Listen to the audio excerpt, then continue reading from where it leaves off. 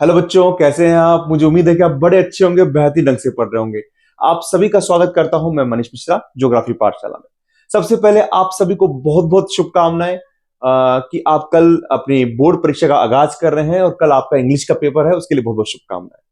अब मैं कुछ बातें आपको शेयर करना चाहूं कि परीक्षा से पहले हमको क्या करना है, क्या ध्यान रखनी है बातें। उससे पहले बेटा एक बात आप ध्यान में रखिए कि आपको सिर्फ क्या करना है, अपने आप पर विश्वास रखना है।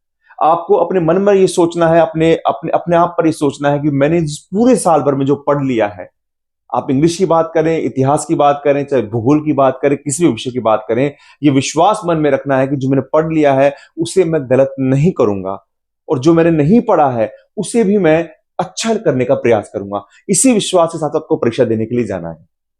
अब हम बात करते हैं कि परीक्षा में ध्यान देने वाली बातें क्या होती है। क्या होता है कि परीक्षा से एक दिन पहले थोड़ा हम एक्साइटमेंट हो जाते हैं कि हमको मुझे 90% लेकर आनी है, मुझे 100 में से 100 नंबर लेकर आने हैं, ये हम सोचते हैं अक्सर। लेकिन क्या करना है हमको हमको केवल ये करना है कि मुझे मेरा बेस्ट देना है, मुझे मेरा सबसे अच्छा जो है वो इस पेपर के अंदर देना है। जैसे इंग्लिश की बात करें, मुझे अपना बेस्ट देना है, और जो रिजल्ट होगा वो आप ऊपर वाले पे छोड़ दीजिए, या वो आपके भाग्य पर होगा। लेकिन आपको अपनी मेहनत पर ध्यान देना है कि मुझे अपना बेस्ट देना है। आपको 90% के बारे में नहीं सोचना है। अगर आप उसके बारे में सोचेंगे तो आप दबाव में आ जाएंगे। तो पहले आप आज की बात करें, कल परीक्षा है, आपको बड़ी अच्छी नींद लेनी है। 6-7 घंटे की आपको नींद लेनी है, 5-6 घंटे की नींद लेनी कम से कम। ऐसा नहीं है कि 2 घंटा पढ़कर ही आप एग्जाम देने जा रहे हैं, ऐसा नहीं करना। सुबह मॉर्निंग में आपको पूरे विश्वास के साथ पेपर देने जाना है। अब ध्यान रखने वाली बात क्या है कि जो भी आपका सेंटर है वहां पर हड़बड़ी के साथ नहीं जाना है। पहली बात तो आपको सेंटर पर 30 मिनट पहले आपको वहां पर जाना है। आपको सेंटर पर जाने के लिए वहां पर जा रहे हैं तो सबसे पहले आपके पास में क्या क्या होना चाहिए। आपको आज रात को ही आपका जो परमिशन लेटर है उसको आप रख दीजिए। आपके पास में कम से कम 2 पेन होने चाहिए। 2 पेन कभी भी नए मत लेना। आप क्या करते हैं कि मैं नए पेन से कल लिखूंगा, ऐसा नहीं होना चाहिए। पेन वो होनी चाहिए जिनसे आप कुछ दिनों से लिख रहे हैं, क्योंकि नए पेन से लिखेंगे तो वो थोड़ा चलने में दिक्कत आती है। तो ऐसे पेन जिसको आप यूज कर रहे हैं, ऐसे पेन को लेना है आपको। आपका परमिशन लेटर आपके पास में होना चाहिए। अगर स्केल आपकी खुद के पास में होनी चाहिए, अगर आपको लाइन खींच रहा था तो स्केल आपके पास में होनी चाहिए। और आपके पास में आप जो भी जाएंगे उसको एग्जाम देने जाएंगे, तो मैं आपसे ये कहना चाहूंगा कि आप अपने स्कूल की यूनिफॉर्म में जाएं। सबसे बड़ी बात है, आप अपने स्कूल की यूनिफॉर्म में जाएं, परमिशन लेटर आपके साथ हो, आपके पास में पेन हो, आपके पास में आपके पेन पेंसिल हो, और साथ में आपके पास में स्केल हो, और उसको लेकर आपको जाना है परीक्षा में आधा घंटा पूर्व। अब परीक्षा में आप रूम में पहुंच गए। अब क्या करना है आपको, वहां पर पेपर आपके पास में आएगा। सबसे पहले पेपर पे आपको क्या करना है, आपके पास में ध्यान रखने वाली बातें हैं। पेपर पे आपको ऊपर, यहां पर जब पेपर होगा उसके ऊपर ऐसे चौखाने बने रहेंगे। उन पेपर्स पे आपको क्या करना है, अपने यहां पर रोल नंबर लिखना है। जो भी आपका रोल नंबर है वो आपको रोल नंबर ऊपर लिखना है। रोल नंबर लिखना बहुत अनिवार्य है बेटा। हम जल्दबाजी में क्या करते हैं, पेपर को कट कर लेते हैं। नहीं, ऐसा नहीं करना है। पेपर पे रोल नंबर लिखना है, क्योंकि अगर कोई फ्लाइंग आती है तो इसको आपके क्या करेगी, इसको ऐसा रीजन मानेगी कि आप शायद चीटिंग करना चाह रहे हैं, उस हिसाब से इसको बैड उसके अंदर मानेगी। तो आपको इस पेपर पर रोल नंबर लिखना है। पेपर पर रोल नंबर के अलावा और कोई क्वेश्चन आपने किया, टिक है या क्रॉस के अलावा कुछ भी नहीं लिखना है आपको। ये भी क्या होगा कि आपके चीटिंग के मामले में आता है, तो आपको पेपर पे कुछ नहीं लिखना है। अब हम बात करते हैं कॉपी की। कॉपी पे आप सारी एंट्रीज कर लेंगे आप। अब आप पेपर शुरू करेंगे, जो मैंने आपको शुरुआत में कहा, और बेटा ये बिल्कुल वैज्ञानिक बात है। आप पेपर शुरू करें, आंख बंद करें और मन में ये बात करें कि मैंने इस पेपर में, यानी जो इंग्लिश का पेपर है या किसी का पेपर है, जो मैंने पढ़ लिया है पूरे साल भर में, इस पेपर में से मैंने जो पढ़ा है वही आएगा। मैं उसे गलत नहीं कर सकता हूं, मैं उसे बिल्कुल सही करूंगा। और जो मुझे नहीं पढ़ा है, मैंने मान लीजिए जो पेपर में आया है, उसका भी मैं उसको भी पूरा करने की कोशिश करूंगा। इसी विश्वास के साथ हमको पेपर की शुरुआत करनी है। देखिएगा आप, अगर आप ऐसा सोचकर करेंगे तो आपकी आपकी जो मेंटलिटी चेंज हो जाएगी और आप कितने विश्वास के साथ पेपर दे पाएंगे। ठीक है बेटा। अच्छा, अब आप पेपर शुरू करेंगे। पेपर में ये कुछ नहीं है कि आपको पहला ही क्वेश्चन करना है या दूसरा ही क्वेश्चन करना है, ऐसा कुछ भी नहीं है। जो आपको पहला क्वेश्चन, बेस्ट क्वेश्चन आता है वो करना है। हो सकता है आपको पहला क्वेश्चन नहीं आए, दूसरा नहीं आए, वैसे तो आपकी बात पेपर का पैटर्न अलग है। आपको पहले क्वेश्चन में भूविकल्प क्वेश्चन मिलेंगे आपको, चाहे पेपर इंग्लिश का हो चाहे किसी का भी पेपर हो, तो वहां पर ऐसे क्वेश्चन मिलेंगे। तो आपको ध्यान क्या रखना है, आप इस बात का रखिए कि आपको जो भी पेपर है उसमें जैसे मान लीजिए पहला क्वेश्चन है, पहले क्वेश्चन के अंदर आपको 1 से लेकर मान लीजिए 16 तक के क्वेश्चन मिल रहे हैं।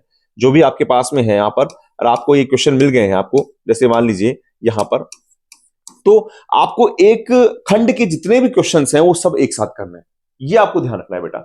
अगर आप ऐसा करते हैं कि पहले पहले का पहला यहां कर दिया, फिर दूसरा आप 2 पन्ने बाद में कर रहे हैं, तो एग्जामिनर को चेक करने में दिक्कत आती है बेटा। वो इरिटेट होता है, परेशान होता है, तो वो कॉपी में थोड़ा नंबर कम दे सकता है ना, कहीं पर जहां पर आपकी गलती होगी। तो आपको जो खंड एक है उसके सारे क्वेश्चन एक साथ करने हैं। आप क्वेश्चन का आंसर कैसे लिख सकते हैं बहुविकल्पी का? या तो आप लिख सकते हैं कि जैसे आपने बना दिया क्वेश्चन नंबर 1, क्वेश्चन नंबर 2 इस तरीके से बना के, और यहां पर लिख दिया ए, यहां पर बै, या फिर आप उसका आंसर भी लिख सकते हैं सीधा। जो रिक्त स्थान वाले प्रश्न सेकंड नंबर, उसके भी क्वेश्चन आपको एक साथ करने, ठीक है ना। यानी आपको जो एक क्वेश्चन है उसके कितने भी खंड है वो सब आपको एक साथ करना है। बाकी जो बड़े क्वेश्चन वो आपकी मर्जी है, आप 5वां प्रश्न चूज करते हैं, 6वां प्रश्न चूज करते हैं, वो आपकी मर्जी है बेटा, ठीक है। ये वाली बात आपको ध्यान रखनी है। और क्या ध्यान रखना है आपको? और ये ध्यान रखना है कि कोई भी बड़ा क्वेश्चन है, मैं ये मानता हूं आप बोलेंगे सर मेरी राइटिंग अच्छी है, लेकिन एग्जाम में आपकी हैंड राइटिंग बिगड़ जाती है बेटा, थोड़ा बहुत अपन जल्दी करते हैं तो थोड़ी बिगड़ जाती है। आपको ध्यान क्या रखना है कि कॉपी के अंदर खुला खुला लिखना है। मेरे कहने का मतलब है कि आप जैसे कोई भी लाइन लिखेंगे, आपने पहला प्रश्न लिखा, पहले प्रश्न का आपने उत्तर किया, यहां पर से 1 लाइन या 2 लाइन में उत्तर किया, आप कम से कम 2 लाइन छोड़कर फिर आप प्रश्न को उत्तर दूसरा करना है। सबसे मोस्ट इंपोर्टेंट बात बेटा, मैं आपको बता रहा हूं, आपको आपका जो पेपर होता है उसमें कम से कम, जैसे मान लीजिए भूगोल की बात करें, 50 से ऊपर क्वेश्चन आते हैं। आपको क्वेश्चन कभी भी नहीं लिखने हैं, क्योंकि आप थोड़ा सा सोचिए, अगर आप 50% लिखेंगे तो कम से कम 20 मिनट तो आपकी खराब होगी। और पेपर, आपका पेपर आता है 3.25 घंटे का, आपने आधा घंटा इसमें खराब कर दिया, पेपर कब करेंगे आप? तो आपको कभी भी क्वेश्चन नहीं लिखना है। आपको क्या लिखना है? क्वेश्चन लिखा, प्रश्न नंबर 2 और उत्तर नंबर 2 दो के शुरू करना है। आपने लिखा प्रश्न नंबर 3 और आपको उत्तर नंबर 3 लिखकर आप उसको शुरू करना है, ठीक है। ये बेटा मेरे पर्सनल अनुभव की बात है, आपको क्वेश्चन नहीं लिखने हैं। दूसरी बात, पहला क्वेश्चन लिख दिया आपने, दूसरे क्वेश्चन में आपको 2 या 3 लाइन छोड़नी है, जो मैं आपसे बार बार बात कर चुका हूं। आपके पास में क्वेश्चंस जो आएंगे, जो भी क्वेश्चन आएंगे, उनको आप कैसे लिखेंगे? चाहे इंग्लिश में भी हो, आप वही पैटर्न है, आप 2-3 लाइन छोड़ दीजिए आराम से। आपको आपको पेन लेकर जाना है, एक तो ब्लू पेन और ब्लैक पेन। आप चाहें तो ब्लैक पेन से पॉइंट्स डाल सकते हैं, कोई भी पॉइंट्स हुआ, जैसे मान लीजिए हम बात करते हैं, आपने बात किया कि कृषि की, यानी भारतीय कृषि की समस्याएं कर दिया आपने, जैसे मतलब भूगोल की बात करता हूं, भारतीय कृषि की समस्याएं, तो आप उसको ब्लू पेन से लिखिए, मैं तो ये मानता हूं, और उसको ब्लैक पेन से अंडरलाइन कर दीजिए। आप ब्लैक पेन से अंडरलाइन कर दीजिए, ठीक है ना। और फिर उसके बाद में आप नीचे लिखिए। देखिए, मानव विकास की अवधारणा किसने दी? डॉक्टर महबूब उल हक ने दी। तो इसको आप अंडरलाइन कर दीजिए। कभी भी आपको सारी चीजें अंडरलाइन नहीं करनी। कभी बच्चे क्या कर देते हैं, मैंने देखी कॉपी में, इसको भी कर देंगे, एक लाइन छोड़ के इसको भी कर देंगे, इसको भी कर देंगे। अरे भाई, अंडरलाइन का मतलब ये होता है कि आप एग्जामिनर को ये मजबूर करें कि भैया आपको यही पढ़ना है, ये चीजें जो मैंने अंडरलाइन करी वही पढ़नी है। समझ रहे आप? आपने लिखा मानव विकास की अवधारणा डॉक्टर महबूब उल हक ने की है, तो बस डॉक्टर महबूब उल हक को अंडरलाइन करना है, बाकी किसी चीज को अंडरलाइन नहीं करना, ठीक है। तो आपने क्या ध्यान रखने वाली बात, आपकी हैंडराइटिंग चाहे अच्छी हो चाहे कैसे भी, आपको कॉपी में खुला खुला लिखना है। इंग्लिश में आपकी बात करें, हिंदी में बात करें, हैंडराइटिंग बिगड़ जाती है, तो आपको शब्दों के बीच में दूरी मेंटेन करनी है। आपने कोई भी क्वेश्चन करा, उसके बीच में आपको 1-2 लाइन छोड़नी, ये बताइए मैंने बात आपको।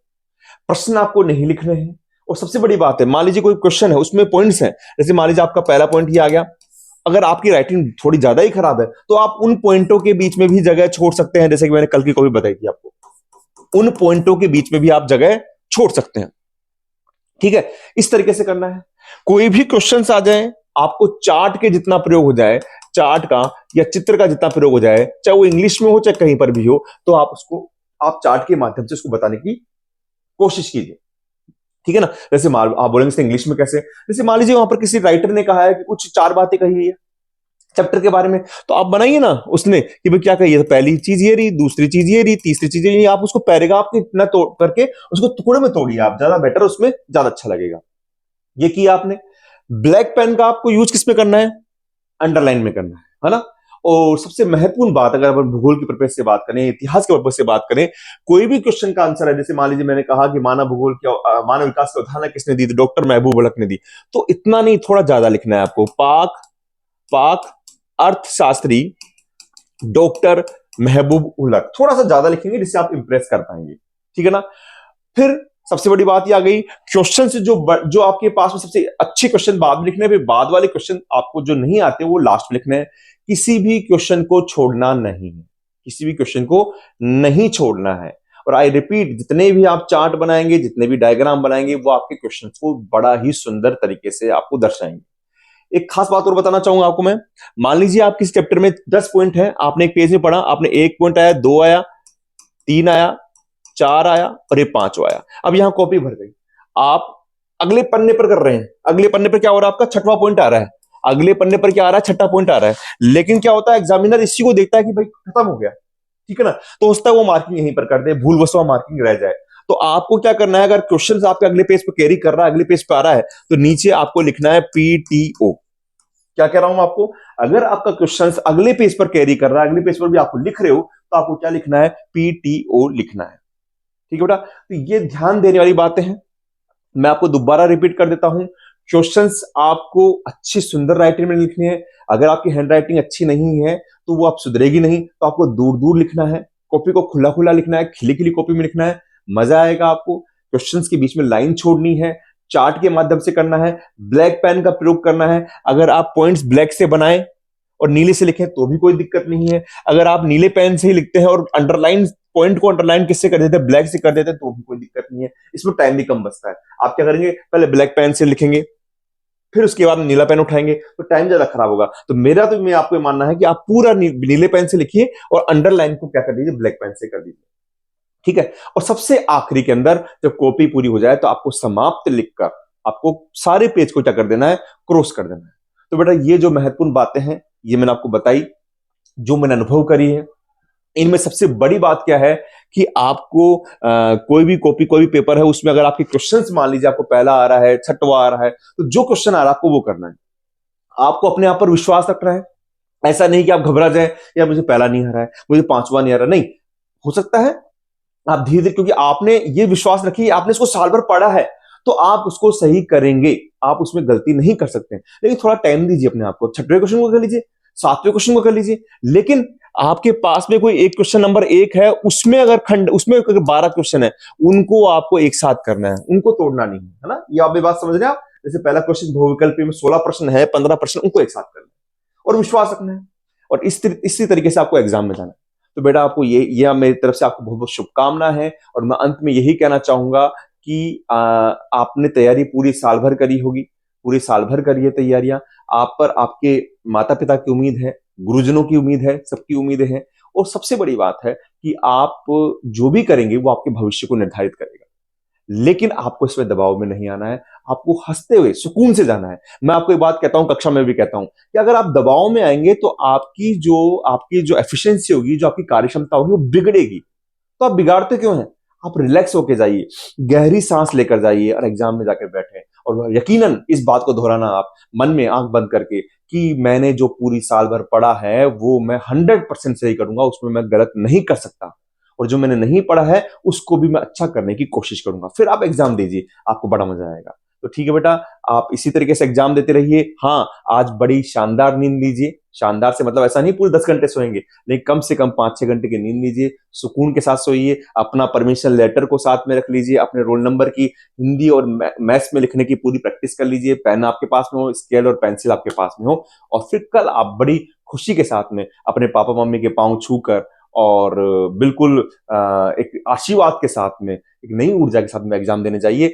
आपको सफलता जरूर मिलेगी, और ये आपकी केवल शुरुआत है, आपकी आपकी मंजिल की शुरुआत है। आपको घबराना नहीं है, बस फिर आपको नए मुकाम आगे तय करने हैं, बस यूं ही आगे बढ़ना है। ठीक है बेटा, thank you, best of luck again. और बस अब आपको अपना बेस्ट देना है, बेस्ट देना है अब आपको। ठीक है बेटा, थैंक यू।